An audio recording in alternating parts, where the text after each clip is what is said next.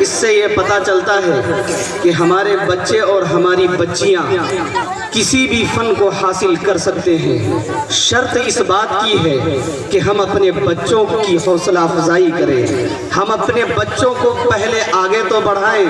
خدا کی قسم انہی مکاتب دینیہ اور مدارس اسلامیہ سے وہ جیالیں اور وہ مائیں جنم لیں گی کہ جن کے حمل سے انبیاء اور رسول پیدا ہوئے ہیں، اور وہ جیالے پیدا ہوئے ہیں جسے مولانا قاسم نانوتوی کے نام سے لوگ یاد کرتے ہیں، امام غزالی کے نام سے لوگ یاد کرتے ہیں۔